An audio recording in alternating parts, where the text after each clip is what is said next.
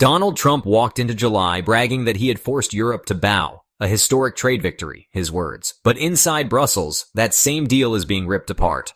Lawmakers call it humiliating. Polls show nearly 9 in 10 Europeans think America got everything, and industries from steel to autos say they're being crushed. The European Parliament is now threatening to reject the entire agreement, a move that could freeze $1.3 trillion in trade and shatter the image of Trump's biggest win. The question is no longer what he secured, it's whether Europe is about to erase it.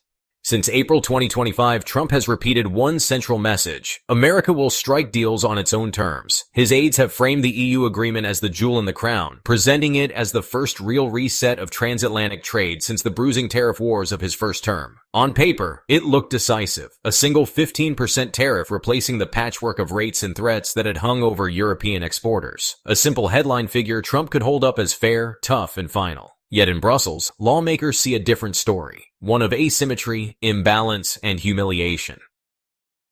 In late July, the European Commission announced it had reached terms with Washington. Within days, the European Parliament, which must ratify the deal, set down conditions that cut at its foundation. They demanded a sunset clause to prevent tariffs from being locked in permanently, revisions to the flat 15% rate, and stronger labor and industrial safeguards. According to Reuters on August 4, 2025, Parliament leaders described the text as unbalanced and vowed not to rubber stamp it without change. That is not a technical objection. Without their approval, the agreement cannot enter force. The context matters. Before July, European exporters faced most favored nation duties averaging just 4.8% plus additional national security levies under Section 232. Trump had threatened tariffs of 30% or more on cars, wine, and metals if Brussels refused to deal. The July package was framed as a compromise 15% across the board, with the EU eliminating tariffs on U.S. industrial goods. For the Commission, led by Ursula von der Leyen, it was survival. For Trump, it was vindication. But for lawmakers, the arithmetic looks skewed. The imbalance shows up starkly in trade volumes. According to Eurostat, the European Union bought roughly $370 billion worth of U.S. goods in 2024, while the U.S. imported only $65 billion from Europe. Yet the deal allows Washington to keep tariffs high while Europe clears its shelves of many duties. A Financial Times poll conducted in September 2025 across Germany, France, Italy, Spain, and Poland found 77% of respondents believed the deal favored the United States, while only 2% thought it favored Europe. In France, nearly 90% said it amounted to a loss of sovereignty. Public opinion has become a weapon in Parliament's hands. The sharpest anger is directed at Section 232 tariffs. Originally imposed in 2018 to protect U.S. steel and aluminum, they have mutated into a sweeping set of duties on metals, alloys, and derivative products. As of March 2025, they stood at 25%. By June, Trump doubled them to 50% on nearly every supplier except the United Kingdom. On August 18th, the U.S. Trade Representative added 407 new product codes to the tariff schedule, ranging from construction materials to beverage containers. For European exporters, this meant being hit twice: the flat 15% tariff plus the 50% security duty. The backlash has been immediate. Auto manufacturers, still facing a 27.5% duty on cars shipped to the United States, warn of plant closures. French steel lobby Eurofirst said in an August statement that the current framework threatens the survival of Europe's industrial base. German Mechanical Engineers Association VDMA argued in the Wall Street Journal that rising input costs make Europe's exporters uncompetitive in global markets. These aren't marginal industries. They are the backbone of the continent's manufacturing sector, and they employ millions. Inside Parliament, frustration is boiling. Socialist MEP Kathleen Van Bremt told Bloomberg on September 3rd, "We are going to improve this deal. That is the leverage we have, and we intend to use it." Conservative lawmakers, often more sympathetic to transatlantic ties, echo the critique. They argue that the Commission sacrificed long-term leverage in exchange for avoiding Trump's 30% threat, a concession that leaves Europe dependent on conditional promises. Even centrist figures who normally back von der Leyen are warning the ratification could fail. The Commission insists the agreement is defensible. Von der Leyen argues it prevented escalation, removed tariffs on United States industrial goods, and created breathing room for sensitive sectors like pharmaceuticals and semiconductors. Sabine Weyand, Director General for Trade, pointed out in August that overall flows of goods have held steady since July, with the exception of automobiles, which still face the higher tariff until further legislation is passed. Their argument really rests on stability, that without this framework, a full-scale trade war would have erupted. But, stability may not be enough. Parliament sees two unresolved battles. First, the auto tariff remains stuck at 27.5% until the European Union legislates reciprocal concessions. Washington insists this is leverage, but Brussels calls it coercion. Second, the Section 232 exemptions are uneven. Pharmaceuticals and semiconductors enjoy capped rates, but metals and derivative products remain subject to 50% duties. Europe is pushing for carve-outs or quotas, yet Washington has not committed. According to the Wall Street Journal on August 27th, United States negotiators fear softening would encourage China to demand similar treatment.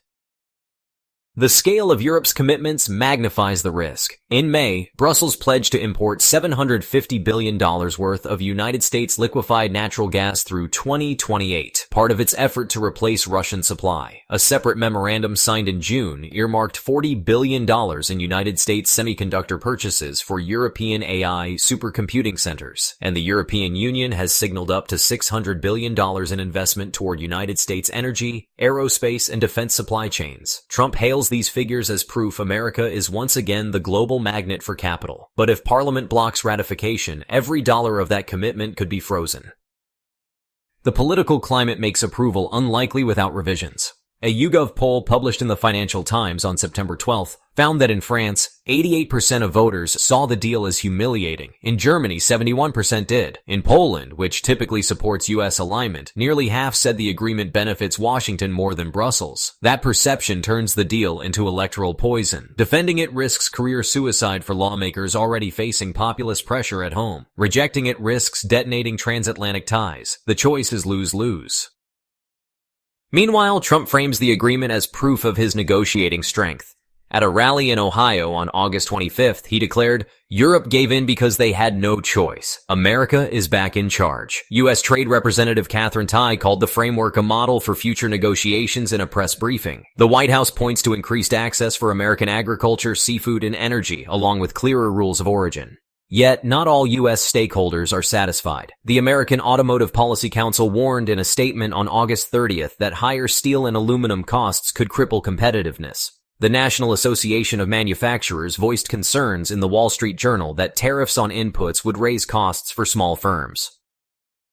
The dispute exposes a deeper question. Is transatlantic trade a partnership or a hierarchy? If Europe accepts the deal unchanged, it risks confirming Trump's claim that America can dictate terms. If it pushes for revisions, it risks reprisal. And if the entire agreement collapses, both sides face a return to escalating tariffs, supply chain uncertainty, and fractured diplomacy. The IMF, in its August World Economic Outlook, warned that a renewed tariff war between the US and EU could shave 0.3 percentage points off global GDP growth in 2026. That number may sound small, but in a $100 trillion global economy, it represents $300 billion in lost output. So what happens if Parliament calls Washington's bluff? Well, one possibility is delay, stretching ratification into, say, 2026, which would basically freeze U.S. market access. Another is renegotiation, though honestly, Trump has shown very little patience for revisions. The third option is collapse, which would return both sides to this landscape of retaliation and counter-retaliation. According to Bloomberg on September 7th, EU officials are already drafting fallback measures, including a reinstatement of suspended tariffs on American motorcycles, bourbon, and jeans. The same symbolic products that were targeted during the 2018 standoff. The broader consequences, really ripple outward. Energy security, semiconductor supply, and industrial competitiveness are all at stake. But so is the credibility of alliances. If Europe concludes that even its closest partner treats it as a junior player, then the incentive to diversify toward China and other suppliers just increases. The European Central Bank has already raised its share of yuan reserves to 9% as of June 2025, up from 7% the previous year, according to official ECB disclosures. That trend, honestly, reflects a willingness to hedge against U.S. dominance. Trump calls the EU deal his big victory, but the verdict is far from settled.